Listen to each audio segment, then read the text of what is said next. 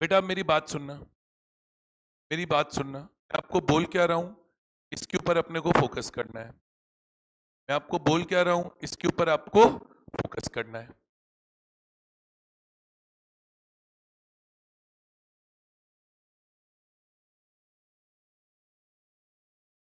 मैं बोल क्या रहा हूं, इसके ऊपर आपको फोकस करना है। जल्दी से देखना, जल्दी से देखना और बोर्ड पर ध्यान रखना। मैं फिर बोल रहा हूं, जल्दी से देखना और बोर्ड पर ध्यान रखना। ध्यान रखोगे क्या? चलो आओ। हम कौन सा चैप्टर चालू कर रहे हैं? हम कौन सा चैप्टर चालू कर रहे हैं बेटा? Chapter number 3। चैप्टर नंबर 3 का क्या नाम है? चैप्टर नंबर 3 का क्या नाम है? चैप्टर नंबर 3 का नाम है इकोनॉमिक रिफॉर्म्स। क्या नाम है बोलो? Economic reforms, economic reforms since 1991। या बेसिकली हम लोग क्या पढ़ रहे हैं अभी? New economic policy. कौन सी वाली न्यू इकोनॉमिक पॉलिसी पढ़ रहे हैं? हम वो वाली न्यू इकोनॉमिक पॉलिसी पढ़ रहे हैं जो ईयर 1991 में हमारे देश में इंट्रोड्यूस करी गई। बताइए बात समझ में आता है कि नहीं आता? बोलिए यस और नो। ठीक है, अब ध्यान से सुनना, अब ध्यान से सुनना। सबसे पहले तो अपने को न्यू इकोनॉमिक पॉलिसी के बारे में एक छोटी सी बात सीखनी है। एक न्यू इकोनॉमिक पॉलिसी के बारे में छोटी सी बात सीखनी है। आपको कोई पूछे कि यार न्यू इकोनॉमिक पॉलिसी आई क्यों? Need for new economic policy क्या था? Need for new economic policy क्या था? तो आप बोलोगे need for new economic policy ये था कि जो पहले हमारे इकोनॉमिक रिफॉर्म्स चल रहे थे उससे जो जीडीपी की ग्रोथ अचीव होनी चाहिए थी वो नहीं हुई। दूसरी प्रॉब्लम क्या थी? हमने 1991 से पहले पब्लिक सेक्टर को इकोनॉमी में मेजर रोल दिया। हमने किससे पहले? 1991 से पहले पब्लिक सेक्टर को इकोनॉमी में मेजर रोल दिया। किसको मेजर रोल दिया? पब्लिक सेक्टर को मेजर रोल दिया। लेकिन अब पब्लिक सेक्टर के अंदर क्या प्रॉब्लम आने लग गई? पब्लिक सेक्टर के अंदर लीकेजेस मतलब चोरियां होने लग गई, पिल्फरेज होने लग गई और लार्ज स्केल करप्शन होने लग गया। इसलिए फिर हम किसके पास गए?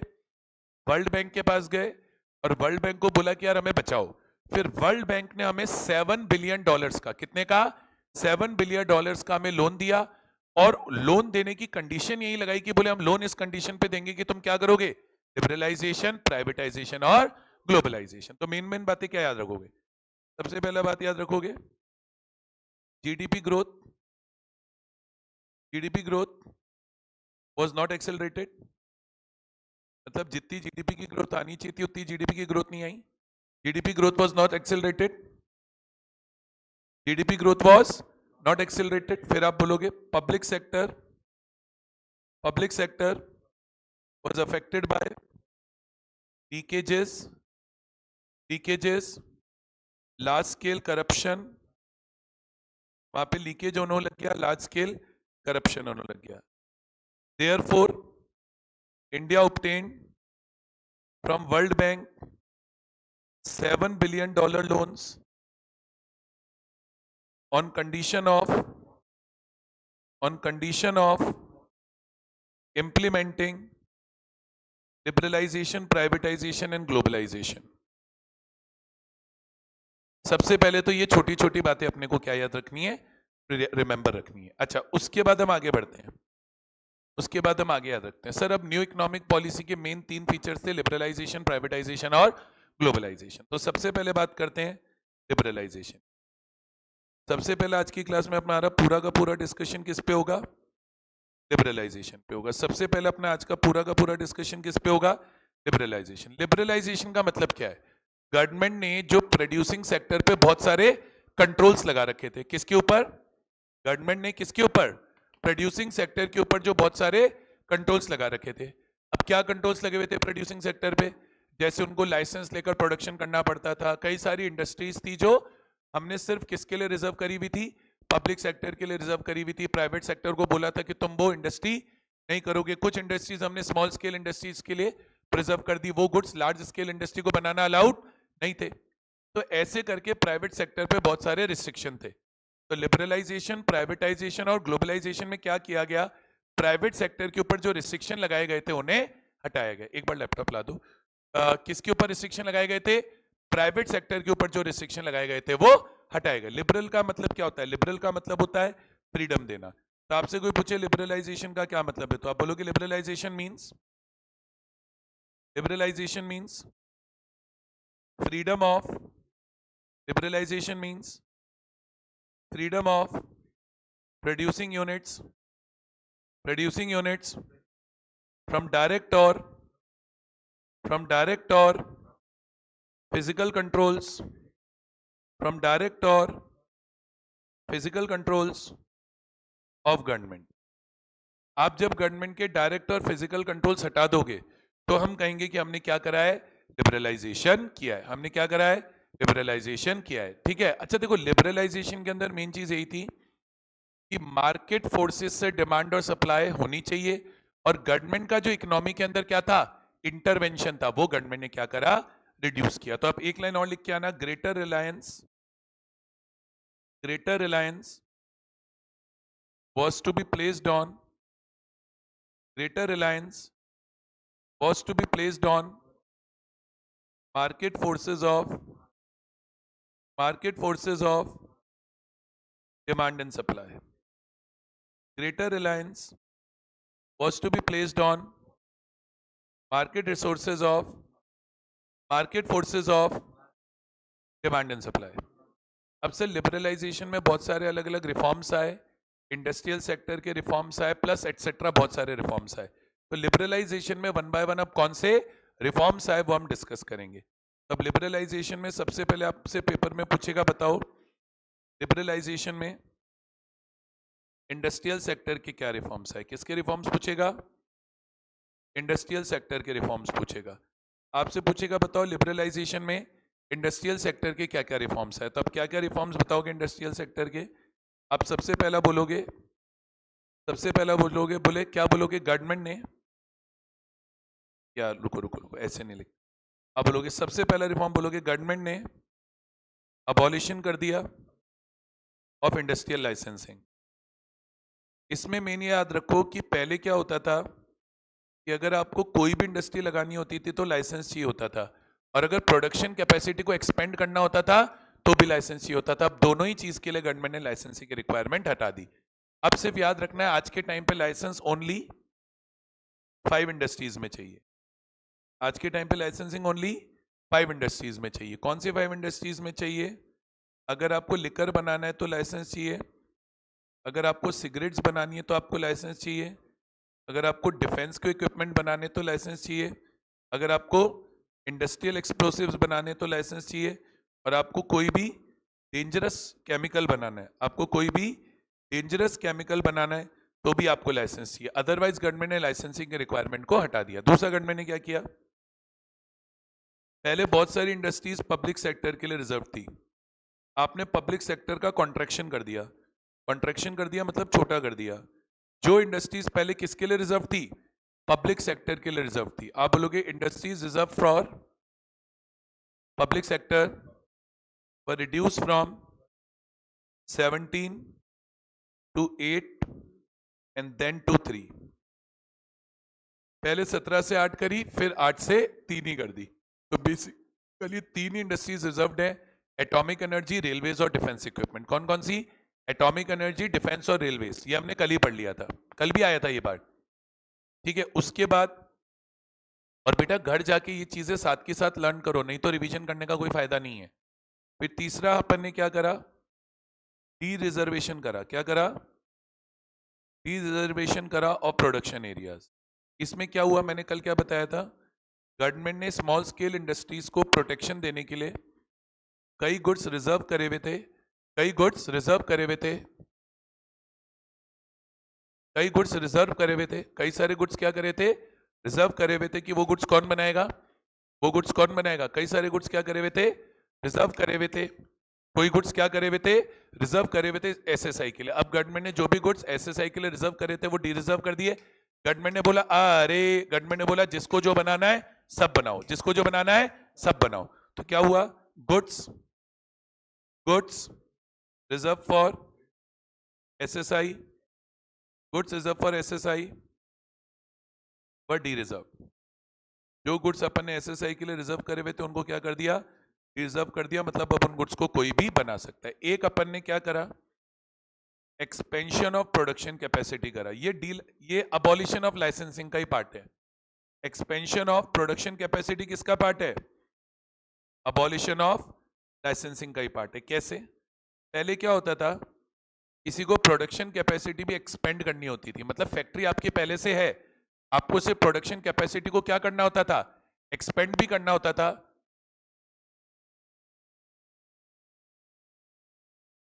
अच्छा कोई बात नहीं, आओ। अगर आपको प्रोडक्शन कैपेसिटी को क्या करना है, एक्सपेंड भी करना है, अगर आपको क्या करना है, प्रोडक्शन कैपेसिटी को एक्सपेंड भी करना है, तो भी उसके लिए आपको क्या चाहिए होता था, लाइसेंस। अब वो लाइसेंस गवर्नमेंट ने क्या कर दिया, अबॉलिश कर दिया। और आखिरी चीज क्या आई, freedom to import capital goods. देखो कैपिटल गुड्स क्या होती है, plant and machinery. Plant and machinery की नीड होती है अपनी खुद की कंट्री में फर्दर प्रोडक्शन करने के लिए। तो गवर्नमेंट ने प्री परमिशन दे दी कि जिसको भी कैपिटल गुड्स इंपोर्ट करने करो, दो चीजों को इंपोर्ट करने पे रिस्ट्रिक्शन हटा दिया, एक तो इंपोर्ट ऑफ टेक्नोलॉजी पे और एक इंपोर्ट ऑफ कैपिटल गुड्स पे। ठीक है, तो आप बोलोगे government allowed freely, government allowed freely import of capital goods and technology. ये सारे के सारे बेटा क्या है, इंडस्ट्रियल रिफॉर्म्स आए, सारे के सारे बेटा क्या है, इंडस्ट्रियल रिफॉर्म्स आए। इंडस्ट्रियल रिफॉर्म्स के बाद आए, इंडस्ट्रियल रिफॉर्म्स के बाद आए फाइनेंशियल सेक्टर रिफॉर्म्स। कौन से सेक्टर के रिफॉर्म आए इंडस्ट्रियल सेक्टर के बाद, ये सब किसका पार्ट है, लिबरलाइजेशन का। और एक बात याद रखना, पेपर में आपको लिबरलाइजेशन पे मान लो शॉर्ट नोट ही लिखने आ जाए, तो भी थोड़े बहुत ये रिफॉर्म्स साथ में समझाते ना, बहुत अच्छे मार्क्स आएंगे, बहुत अच्छे मार्क्स आएंगे। तो कौन से सेक्टर के रिफॉर्म्स पे बात करेंगे आप, फाइनेंशियल सेक्टर के रिफॉर्म्स। देखो फाइनेंशियल सेक्टर में कौन आता है पहले याद रखो, फाइनेंशियल सेक्टर में बैंक्स आते हैं, फाइनेंशियल सेक्टर में आपका स्टॉक मार्केट आता है, फाइनेंशियल सेक्टर में आपका फॉरेन एक्सचेंज मार्केट भी आता है। कौन आता है, फॉरेन एक्सचेंज मार्केट भी आता है। ये आपका क्या होता है, फाइनेंशियल सेक्टर। अब फाइनेंशियल सेक्टर में सबसे पहले याद रखना आरबीआई का रोल चेंज हुआ, आरबीआई का रोल चेंज हो गया फ्रॉम रेगुलेटर टू फैसिलिटेटर। तो आप बोलोगे आरबीआई का रोल चेंज हो गया, role of RBI change from regulator to facilitator. पहला रिफॉर्म तो आप यही बताओगे कि आरबीआई का रोल जो पहले रेगुलेटर का होता था वो चेंज होके फैसिलिटेटर का हो गया। दूसरी चीज, पहले इंटरेस्ट रेट आरबीआई फिक्स करती थी लोन्स की, अब इंटरेस्ट रेट डिसाइड होगी किससे, मार्केट फोर्सेस। इंटरेस्ट रेट किससे डिसाइड होगी, मार्केट फोर्सेस से डिसाइड होगी। एक और चीज इन्होंने करी, लिबरलाइजेशन करते वक्त, क्या करते वक्त, लिबरलाइजेशन करते वक्त फॉरेन इन्वेस्टमेंट अलाउ कर दी बैंक्स में अप टू 74%, अप टू 74%। तो आप बोलोगे foreign direct investment allowed up to 74% in banks. और एक और चीज हो गई, बैंक्स को न्यू ब्रांचेस ओपन करना अलाउ कर दिया गया without approval of RBI. New branches of bank can be open without approval of RBI. तो ये मेन आपको कौन से सेक्टर के रिफॉर्म्स याद रखने हैं, ये मेन आपको फाइनेंशियल सेक्टर के रिफॉर्म्स याद रखने हैं। आरबीआई का रोल रेगुलेटर से फैसिलिटेटर हो गया, आरबीआई ने इंटरेस्ट रेट को फिक्स करना बंद कर दिया। इंटरेस्ट रेट कहां से फिक्स होने लग गई, मार्केट फोर्सेस से। फॉरेन डायरेक्ट इन्वेस्टमेंट कितनी अलाउ कर दी गई, अप टू 74%। और न्यू ब्रांचेस खोलना अलाउड थी विदाउट अप्रूवल ऑफ आरबीआई। बोलो आया, अरे आया कि नहीं आया। इसी में फाइनेंशियल सेक्टर रिफॉर्म्स में एक छोटा सा कॉन्सेप्ट, ज्यादा पढ़ने की जरूरत नहीं है, पेपर में मेरे हिसाब से नहीं आना चाहिए, मुझे लगता है नहीं आना चाहिए, बट फिर भी एक बार पढ़ के जाएंगे। बुक्स में है डिमोनेटाइजेशन। क्या, डिमोनेटाइजेशन। तो अगर मैं बात करूं किसकी, डीमोनेटाइजेशन की बात करूं, इसकी बात करूं डीमोनेटाइजेशन। तो डीमोनेटाइजेशन का मतलब होता है कंट्री में जो एग्जिस्टिंग करेंसी चल रही है उसे विड्रॉ कर लेना। तो व्हाट इज डीमोनेटाइजेशन, आप बोलेंगे it means withdrawing the status of legal tender from existing currency। Existing currency से अगर हम क्या वापस ले लें, लीगल टेंडर वापस कर ले, तो हम बोलेंगे कि क्या हुआ है, डिमोनेटाइजेशन हुआ है। इंडिया में डेट ऑफ डिमोनेटाइजेशन याद रखना एमसीक्यू के लिए, 8 नवंबर 2016। और ये याद रखना कि उसमें डिसकंटिन्यू क्या हुए, ₹500 के पुराने वाले नोट और ₹1000 के पुराने वाले नोट। अब आपसे कोई पूछे कि डीमोनेटाइजेशन के मेरिट्स क्या हैं और डीमेरिट्स क्या हैं, शॉर्ट में याद रखो। अगर आपसे कोई पूछे कि डीमोनेटाइजेशन के मेरिट्स क्या हैं, तब क्या क्या मेरिट्स याद रखोगे? अब मेरिट्स में बोलोगे सबसे पहले तो ये ब्लैक मनी रिड्यूस करने में हेल्प करेगा। क्या रिड्यूस करने में? Black money. तो बोले it helps in reduction of black money. सिर्फ 3 मेरिट और 3 डीमेरिट कर लो, ज्यादा करने की जरूरत नहीं है, पहले ही बोल रहा हूं। दूसरा बोलोगे it prevents, it reduces tax evasion, it reduces tax evasion and shadow economy, it reduces tax evasion and shadow economy, prevents funding to terrorist, prevents funding to terrorist। बोलो आया? और अगर हम इसकी किसकी बात करें, डीमेरिट्स की बात करें, किसकी बात करें? डीमेरिट्स। तो डीमेरिट्स में सबसे बड़ा प्रॉब्लम ये था क्योंकि आपने 500 और 1000 के नोट बंद कर दिए तो लोगों के हाथों में पैसा नहीं बचा अपने डे टू डे खर्चे करने के लिए भी। तो आप बोलोगे people were deprived of cash in hand. बेचारों के पास क्या नहीं बचा? कैश इन हैंड ही नहीं बचा। आप बोलोगे it created cash crunch affecting production activity. इससे कैश क्रंच क्रिएट हो गया और कैश क्रंच क्रिएट होने से क्या अफेक्ट हो गई? प्रोडक्शन एक्टिविटी अफेक्ट हो गई। क्या अफेक्ट हो गई? प्रोडक्शन कैपेसिटी अफेक्ट हो गई। क्लियर है क्या?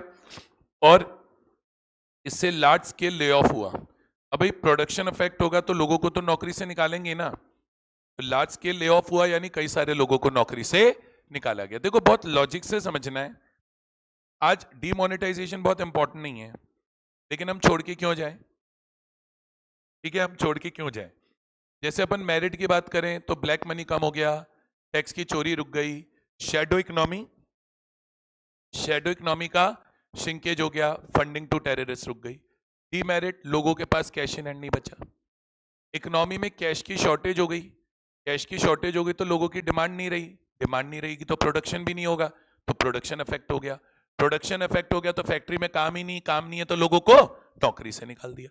बोलो आया कि नहीं आया? यस और नो? बोलो आया नहीं आया? ये कौन से रिफॉर्म हो गए? फाइनेंशियल सेक्टर रिफॉर्म हो गए, इंडस्ट्रियल सेक्टर रिफॉर्म हो गए और लिबरलाइजेशन तो खैर चल ही रहा है। बोलो आ रहा है नहीं आ रहा है? आगे चलते हैं, अगली बात करेंगे। अगला बेटा गवर्नमेंट ने इंट्रोड्यूस किए। अगला बेटा अभी कौन से रिफॉर्म हुए? फाइनेंशियल सेक्टर के रिफॉर्म्स और इंडस्ट्रियल सेक्टर के रिफॉर्म्स। फिर गवर्नमेंट ने बेटा इंट्रोड्यूस किए टैक्स रिफॉर्म्स। क्या इंट्रोड्यूस किए बेटा गवर्नमेंट ने? Tax reforms. क्या इंट्रोड्यूस किया बेटा गवर्नमेंट ने? Tax reforms. अब टैक्स रिफॉर्म्स में गवर्नमेंट ने क्या क्या किया पहले ये समझो। सबसे पहले गवर्नमेंट ने टैक्स रेट्स को कम किया टैक्स की चोरी रोकने के लिए। तो आप बोलोगे government reduced tax rates to prevent tax evasion. Government reduced tax rates to prevent tax evasion. दूसरा आप ये बोलोगे government introduced GST. Government introduced GST from 1 July 2017 to provide for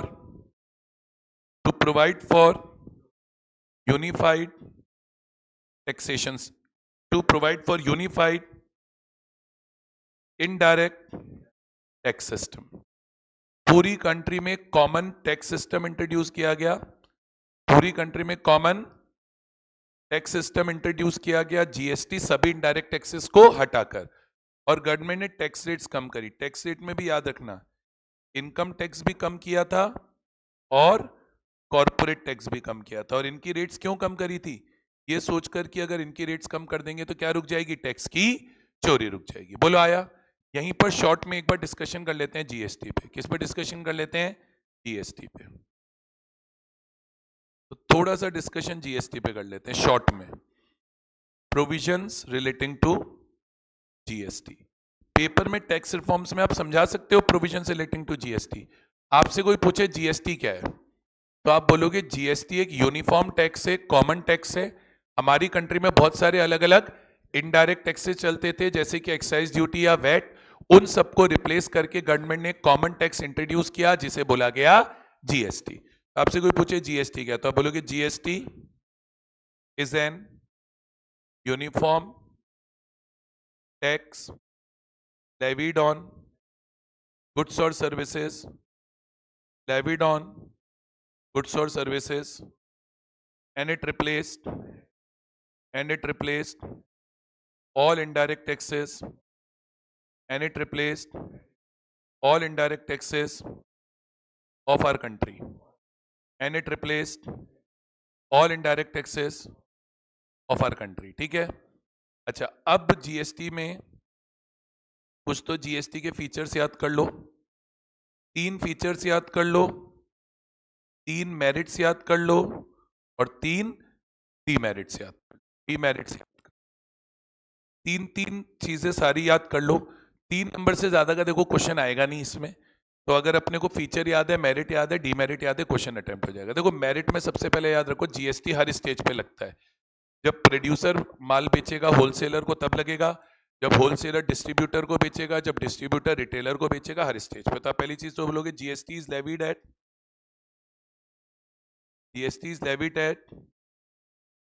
each stage of sale. दूसरा याद रखो, GST is levied on value added at each stage. आप सिर्फ जो अपनी तरफ से वैल्यू ऐड करते हो उसके ऊपर जीएसटी लगता है, होल अमाउंट पे जीएसटी नहीं लगता। और जीएसटी का सबसे इंपॉर्टेंट एडवांटेज है, GST allow us input tax credit. Input tax credit का मतलब होता है सेल वाले टैक्स में से परचेज वाला टैक्स माइनस करके जमा कर देना। ठीक है? अच्छा, मेरिट क्या थी जीएसटी की? इससे हमारी कंट्री का टैक्स स्ट्रक्चर इजी हो गया, क्योंकि बहुत सारे मल्टीपल टैक्सेस थे, उनको हटा के क्या आ गया? जीएसटी आ गया। तो आप क्या बोलोगे? GST simplified, GST simplified tax structure of our country. फिर आप बोलोगे GST prevents double taxation, GST prevents double taxation, GST has raised revenue. ये मेरिट्स हैं। ठीक है? आपसे कोई पूछे जीएसटी के डीमेरिट क्या है, तो सबसे पहला डीमेरिट तो ये है कि आज भी जीएसटी बहुत सारे गुड्स पे नहीं लगता है। जैसे पेट्रोल पे नहीं लगता, डीजल पे नहीं लगता, जैसे कि अल्कोहल पे नहीं लगता। तो आप पहला डीमेरिट बोलोगे GST is yet to cover, GST is yet to cover all goods and services. पहला डीमेरिट तो ये बोलोगे। और दूसरा पे बोलोगे जीएसटी की रेट्स अभी तक फाइनली सेटल नहीं हुई है। गवर्नमेंट क्या है, जीएसटी की रेट को बहुत ज्यादा फ्रीक्वेंटली चेंज कर रही है। तो आप बोलोगे GST rates are still not finally settled. ये जीएसटी के क्या हो गए? अपने डीमेरिट्स हो गए। बोलो आया नहीं आया? और यहां पर अगर अपन ने कौन से सेक्टर के रिफॉर्म्स कर लिए? फाइनेंशियल टैक्स प्रोविजंस के। ठीक है? अब आए फॉरेन एक्सचेंज रिफॉर्म्स। क्या आए? टैक्स रिफॉर्म्स हो गए। अगले रिफॉर्म्स कौन से आएंगे? अगले रिफॉर्म्स आएंगे बेटा फॉरेन एक्सचेंज के रिफॉर्म्स। अगले रिफॉर्म्स कौन से आएंगे बेटा? फॉरेन एक्सचेंज के रिफॉर्म्स आएंगे। ठीक है? 1 मिनट देना मेरे को। यहां तक समझ में आ रहा है सभी बच्चों को? और देखो मैं कर क्या रहा हूं, मैं कर यही रहा हूं कि जितनी भी मेरिट्स हैं और जितनी भी डीमेरिट्स हैं या जितने भी पॉइंट हैं एग्जॉस्टिवली कवर करता हुआ चल रहा हूं। अगर आप सिर्फ समरी नोट्स भी पढ़ते हो, मान लो आपको इंडियन इको में कोई भी एक चैप्टर पढ़ने में दिक्कत आ रही है, मान लो आपको इंडियन इको में कोई भी एक चैप्टर पढ़ने में क्या आ रही है? दिक्कत आ रही है, तो आप एक बार पहले उसको समरी से लर्न कर लो। अगर आपने उस चैप्टर को एक बार किससे लर्न कर लिया, समरी से भी लर्न कर लिया ना, तो मोर और लेस वो चैप्टर आपको फिर प्रॉपर वे में जब आप पूरे नोट से लर्न करने जाओगे वो हो जाएगा। अच्छा, इंडियन इको में एक और प्रॉब्लम आती है। चैप्टर क्या है, हम एक बार तो लर्न कर लेते हैं,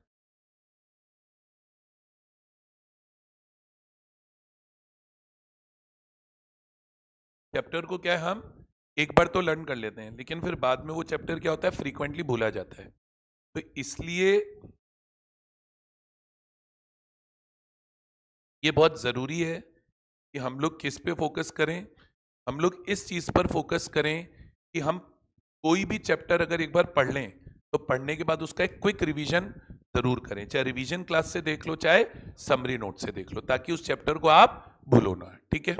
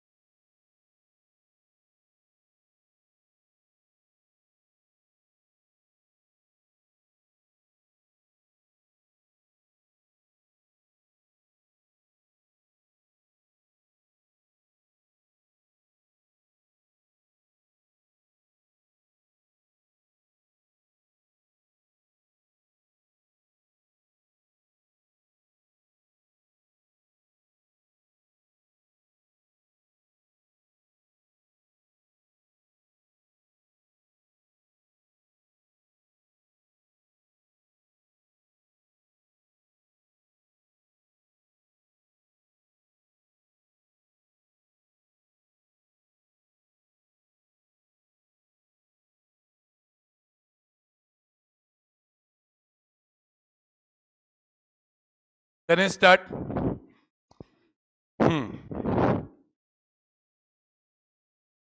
आ जाओ आ जाओ आ जाओ। फॉरेन एक्सचेंज रिफॉर्म्स में अपने को समझ में आ रहा है। अच्छा, अब फॉरेन एक्सचेंज रिफॉर्म्स में दो चीजें हुई। सबसे पहले तो गवर्नमेंट ने एक्सपोर्ट्स को बढ़ाने के लिए, किसको, एक्सपोर्ट्स को बढ़ाने के लिए इंडियन करेंसी का डिवैल्यूएशन किया। तो पहला रिफॉर्म क्या बोलोगे, government devalued Indian currency, government devalued Indian currency for promoting exports. और दूसरा रिफॉर्म ये आया, हमारी कंट्री में पहले फिक्स एक्सचेंज रेट चलता था। फिक्स एक्सचेंज रेट सिस्टम में क्या होता है, जो फॉरेन एक्सचेंज रेट होती है वो गवर्नमेंट डिसाइड करती है। गवर्नमेंट ने उसको चेंज करके कर दिया फ्लोटिंग एक्सचेंज रेट। तो दूसरा मेन रिफॉर्म क्या याद रखोगे, government shifted to floating exchange rate, government shifted to floating exchange rate from fix exchange rate, from fix exchange rate system. बोलो आया कि नहीं आया, सबको क्लियर है? अरे सबको क्लियर है क्या, बोलो यस और नो।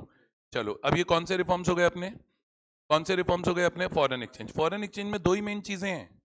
अब आपको यहाँ पे थोड़ा ज्यादा एक्सप्लेन करना है तो डिवैल्यूएशन समझाया हो क्या होता है, फिक्स एक्सचेंज रेट सिस्टम समझाया हो क्या होता है, फ्लोटिंग एक्सचेंज रेट सिस्टम समझाया हो कि क्या होता है। समझ में आ रही है बात? बट रिफॉर्म दो ही है, इंडियन करेंसी का डिवैल्यूएशन किया ताकि एक्सपोर्ट बढ़े, और फ्लोटिंग रेट को चेंज करके फिक्स रेट कर दिया। आगे आओ।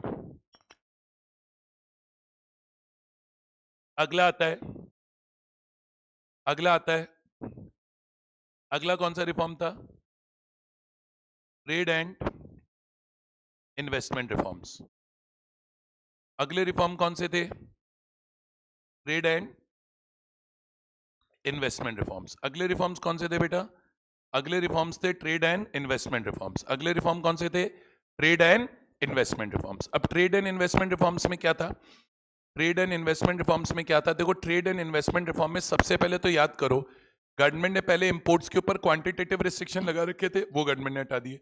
अब पहला रिफॉर्म क्या बोलोगे? गवर्नमेंट डिसमेंटल्ड, डिसमेंटल्ड का मतलब होता है removed. Government dismantled quantitative restrictions, government dismantled quantitative restrictions on imports. तो इंपोर्ट्स पे जो भी क्वांटिटेटिव रिस्ट्रिक्शन लगे हुए थे वो गवर्नमेंट ने हटा दिए। दूसरा, गवर्नमेंट ने जो भी इंपोर्ट ड्यूटीज लग रही थी या तो उनको रिड्यूस कर दिया, या तो इनको रिड्यूस कर दिया, और एक्सपोर्ट्स पे तो ऑलमोस्ट ड्यूटीज को कंप्लीटली हटा ही दिया। तो आप बोलोगे reduction in tariff rates, reduction in tariff rates on imports. Imports के ऊपर जो टैक्सेस लग रहे थे वो गवर्नमेंट ने कम कर दिए। एक, गवर्नमेंट ने इंपोर्ट लाइसेंसिंग हटा दी। क्या हटा दी? मतलब गुड्स को इंपोर्ट करने के लिए पहले क्या चाहिए होता था? लाइसेंस चाहिए होता था, वो अब नहीं चाहिए। अब सिर्फ लाइसेंस चाहिए। कोई हजार्डस गुड्स हैं, कोई एनवायरनमेंट के लिए खराब गुड्स हैं, तो उनके इंपोर्ट के लिए आपको लाइसेंस चाहिए होता था, वरना नहीं चाहिए। तो आप क्या बोलोगे? Removal of import licensing, removal of import licensing, removal of import licensing for hazardous and environmentally sensitive industries, and environmentally sensitive industries। ठीक है, एक गवर्नमेंट ने एक्सपोर्ट ड्यूटीज हटा दी। क्या हटा दी? मतलब इंडिया के गुड्स जब इंडिया के बाहर एक्सपोर्ट हो रहे थे तो उनपे जो ड्यूटी लग रही थी वो हट गई, ताकि हमारे गुड्स इंटरनेशनल मार्केट में ज्यादा कॉम्पिटिटिव हो जाए। तो एक और चीज बोलोगे, removal of export duties, removal of export duties to improve competitive position, to improve competitive position of Indian goods. तो पेपर में अगर आपसे पूछता है कि लिबरलाइजेशन के अंदर किन किन तरीके के रिफॉर्म्स आए, तो उसमें आपको ट्रेड एंड इन्वेस्टमेंट रिफॉर्म बताने हैं, फॉरेन एक्सचेंज रिफॉर्म बताने हैं, आपको टैक्स रिफॉर्म्स बताने हैं, फाइनेंशियल सेक्टर रिफॉर्म्स बताने हैं, और इंडस्ट्रियल सेक्टर रिफॉर्म्स बताने हैं। अगर ये मेन बातें भी आप याद रख लोगे, किसके अंदर? लिबरलाइजेशन के अंदर, तो मैं बता रहा हूं आपका काम बन जाएगा। 99% लिबरलाइजेशन का जो भी क्वेश्चन पेपर में आएगा वो अटेम्प्ट हो जाएगा। 99% मैं बोल रहा हूं अटेम्प्ट हो जाएगा। 1% कोई आपकी किस्मत खराब हो तो बात अलग है, 1% आपकी कोई किस्मत खराब हो तो बात अलग है। बुक में अगर ध्यान दोगे तो पेज नंबर 97 के अंदर प्राइवेटाइजेशन स्टार्ट हो रहा है। कौन से पेज में? 97 पेज नंबर पे क्या स्टार्ट हो रहा है? प्राइवेटाइजेशन स्टार्ट हो रहा है। और अगर आप देखोगे तो ये चैप्टर स्टार्ट हो रहा था पेज नंबर 90 से। हो रहा था कि नहीं हो रहा था? पेज नंबर 90 से स्टार्ट। तो 90 से लेकर 96 पेज नंबर तक अपन ने किसकी बात करी? लिबरलाइजेशन। अब सोचिए ऑलमोस्ट कितने पेजेस हो गए? 10 पेज। उसकी एकदम शॉर्ट समरी मैंने तैयार कर दी। आप एक बार इस चैप्टर को, सच बता रहा हूं मैं, ट्रस्ट में, मेरे तरीके से पढ़ना इंडियन इको में प्रॉब्लम क्या होती है? हम भूल जाते हैं। आप क्या करो, 2 चैप्टर पढ़ो, फिर 2 चैप्टर पढ़ने के बाद पहले उन दोनों चैप्टर की समरी को वापस पढ़ो, फिर थर्ड फोर्थ पढ़ो, थर्ड फोर्थ पढ़ने के बाद फिर वापस से फर्स्ट सेकंड की एक बार समरी रीड करो। फिर आप, गारंटी बोल रहा हूं, 7 दिन बाद भी फर्स्ट और सेकंड चैप्टर नहीं भूलोगे। और फिर एग्जाम के एक दिन पहले जो शाम का समय होता है 4-5 घंटे का, सभी चैप्टर्स की जो मैं समरी बनाऊंगा क्विक रीडिंग कर लो। मैं गारंटी दे रहा हूं इंडियन इको में आपका क्वेश्चन अनअटेम्प्टेड नहीं जाएगा। लेकिन आपको इस अप्रोच से पढ़ना पड़ेगा, वरना कोई फायदा नहीं है। फर्स्ट सेकंड पढ़ा, समरी पढ़ी, थर्ड फोर्थ पढ़ा तो चारों की समरी पढ़ो, फर्स्ट सेकंड थर्ड फोर्थ, फिर फोर्थ फिफ्थ पढ़ लिया, फिफ्थ सिक्स पढ़ लिया तो 1 to 6 की समरी पढ़ो। फिर जब 1 to 8 हो गया तो वापस से 1 to 8 की समरी पढ़ो। किसी भी चैप्टर की समरी पढ़ने में आपको 15 मिनट से ज्यादा नहीं लगेगी। समझ रहे हो? आओ बातें नहीं करेंगे। प्राइवेटाइजेशन हो गया, सॉरी लिबरलाइजेशन हो गया। अब किसकी बात करेंगे? अब किसकी बात करेंगे? प्राइवेटाइजेशन। अब किसकी बात करेंगे बेटा? प्राइवेटाइजेशन। अब आपको कोई बोले, अब आपको कोई बोले कि प्राइवेटाइजेशन क्या होता है, तो प्राइवेटाइजेशन में बेसिकली इतना होता है कि जो पब्लिक सेक्टर अंडरटेकिंग्स थी, उनके जो शेयर्स थे वो गवर्नमेंट ने प्राइवेट सेक्टर को बेच दिए। मतलब बेसिकली हमने जो स्टेट ओन्ड एंटरप्राइजेस है उनकी ओनरशिप किसको ट्रांसफर कर दी? प्राइवेट सेक्टर को ट्रांसफर कर दी। तो आपसे कोई पूछे प्राइवेटाइजेशन क्या है, तो आप बोलेंगे it is the process of involving it is the process of involving private sector, it is the process of involving private sector in the ownership or operations of, in the ownership or operations of state owned enterprises। जो state owned enterprises हैं, जो state owned enterprises हैं, उसके अंदर हमने किसको involve कर लिया? प्राइवेट सेक्टर को। तो उसी को क्या बोला जाता था? प्राइवेटाइजेशन। आप बोलोगे प्राइवेटाइजेशन में कैसे? बोलो privatization can be achieved in two ways. एक तो होता है कि government enterprise completely private sector को भेज दो। गवर्नमेंट एंटरप्राइज कंप्लीटली, मतलब जैसे एयर इंडिया है, पहले पूरा 100% गवर्नमेंट का था, वो 100% हमने किसको भेज दिया? टाटा को भेज दिया। इसे बोलते हैं आउटराइट सेल। क्या बोलते हैं? एक तो बोलोगे outright sale to private sector, outright sale to private sector. और दूसरा ये होता है कि गवर्नमेंट, कुछ एंटरप्राइजेस ऐसी थी जो पहले से ही ऐसी थी जिसमें पार्ट शेयर गवर्नमेंट का था और पार्ट शेयर प्राइवेट सेक्टर का था। जैसे मारुति सुजुकी है, इसमें पहले पार्ट शेयर गवर्नमेंट का था और पार्ट शेयर प्राइवेट सेक्टर का। तो जिनमें गवर्नमेंट का पार्ट शेयर भी था, वो पार्ट शेयर गवर्नमेंट ने क्या कर लिया? विड्रॉ कर लिया। तो दूसरी चीज क्या होगी? Withdrawing, withdrawing government ownership, withdrawing government ownership from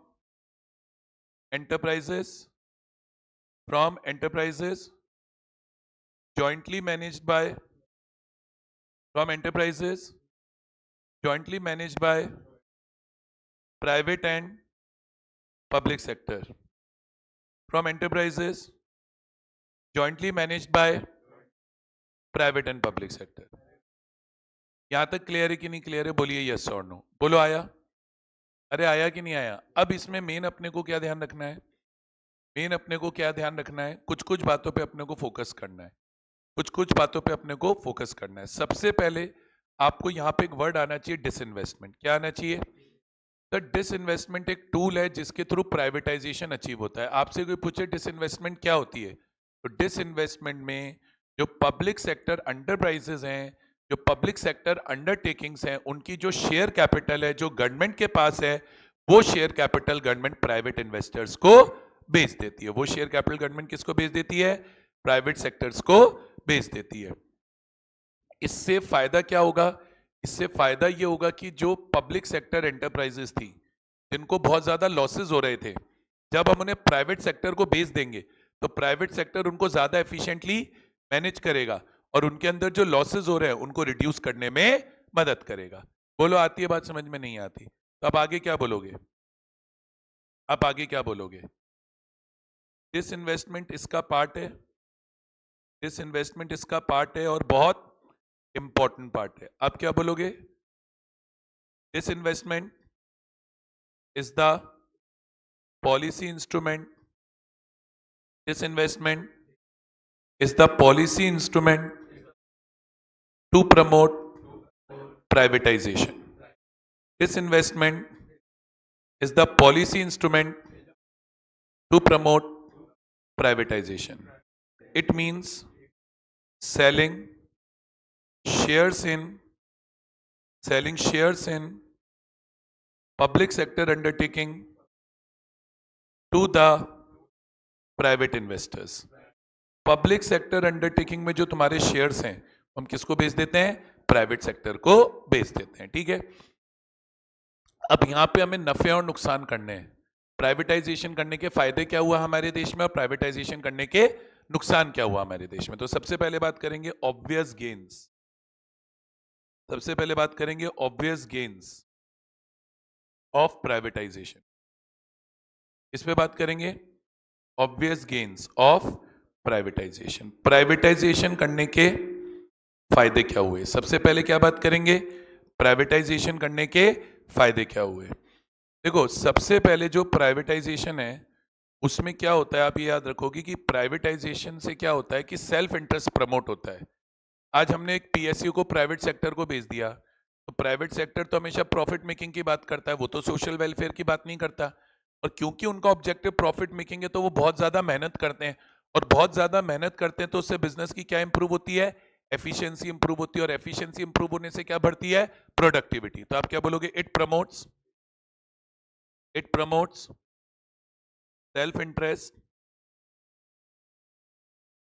causing increase in causing increase in efficiency of PSU and high productivity, sorry, and high productivity is the obvious result, and high productivity is the obvious result। बोलो आया कि नहीं आया। तीसरा क्या होता है, बोले अगर प्राइवेटाइजेशन करोगे तो प्राइवेटाइजेशन से टेक्नोलॉजी को अपग्रेड करने में मदद मिलेगी, मॉडर्नाइजेशन करने में मदद मिलेगी, जो कि बहुत जरूरी है इकोनॉमी में ग्रोथ लाने के लिए और इकोनॉमी में डेवलपमेंट लाने के लिए। तो आप बोलोगे privatisation promotes competition leading to modernisation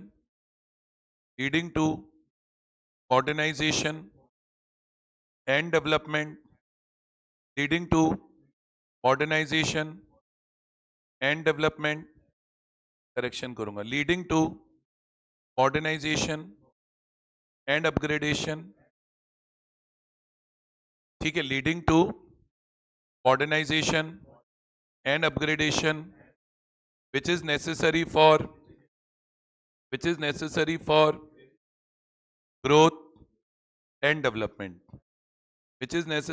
growth and development, बोलो आ रहा है कि नहीं आ रहा है, ठीक है। और सबसे इंपॉर्टेंट है, प्राइवेटाइजेशन करने से क्या होता है, बिजनेस के प्रॉफिट्स बढ़ते हैं। अब एक बिजनेस के पास ज्यादा प्रॉफिट होगा तो वो अपने प्रॉफिट्स को यूज करके डाइवर्सिफाई करेगा। पहले एक प्रोडक्ट बनाएगा, फिर उससे प्रॉफिट होगा तो दूसरी फैक्ट्री लगा के दूसरा प्रोडक्ट बनाएगा, फिर उससे प्रॉफिट होगा तो तीसरी फैक्ट्री लगा के कोई तीसरा प्रोडक्ट लगाएगा। अब एक और चीज बोलोगे, privatisation promotes diversification,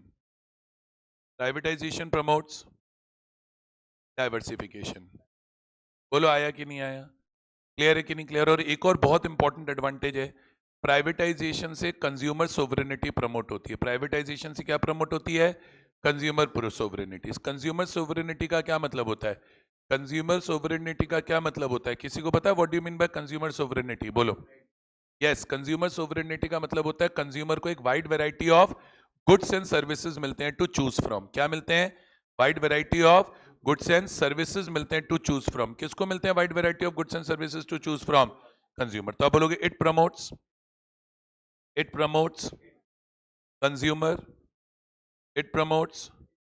consumer sovereignty, that is where goods, yeah, that is production of goods and services is determined by choice of consumers। मतलब इकोनॉमी में क्या गुड्स एंड सर्विस प्रोड्यूस होंगे वो कंज्यूमर की चॉइस से डिसाइड होगा। Consumer जो goods demand करेगा वो प्रोड्यूस होंगे, जो डिमांड नहीं आएगी वो प्रोड्यूस नहीं होगा। मतलब आज कंज्यूमर सोवरेनिटी में देखो दो बातें बोली जाती हैं, एक तो कंज्यूमर के पास wide variety of goods and service होंगे टू चूज फ्रॉम, और दूसरा इकोनॉमी में क्या गुड्स प्रोड्यूस होंगे और कितने गुड्स प्रोड्यूस होंगे वो डिपेंड करेगा कंज्यूमर की चॉइसेस एंड प्रेफरेंसेस पे। तो एक और बात लिखेंगे, it means wider choice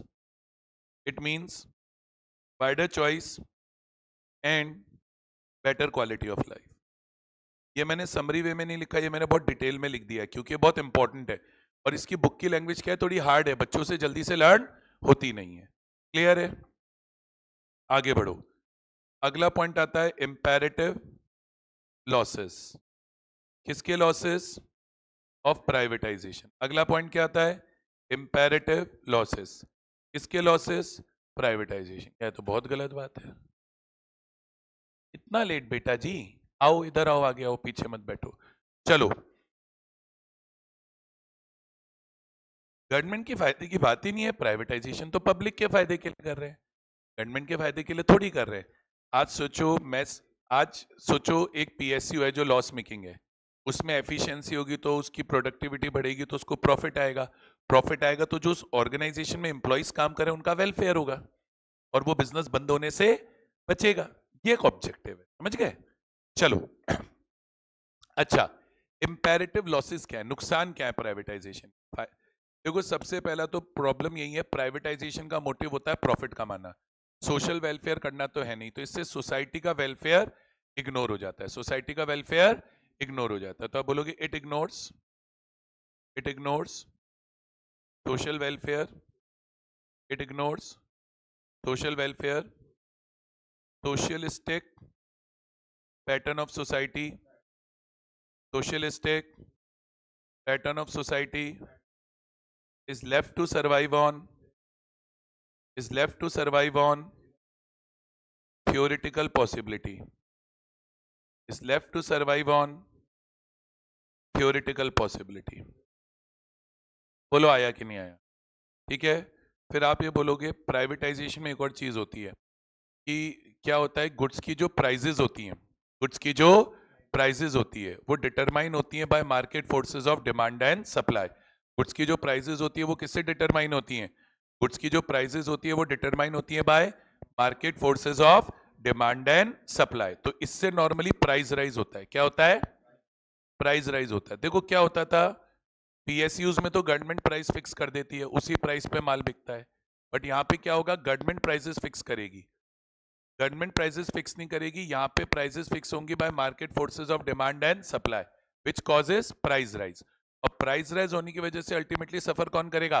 weaker sections of the society. तो आप बोलोगे privatisation privatisation encourages privatization encourages free play of privatization encourages free play of market forces which causes price rise which causes price rise and as a result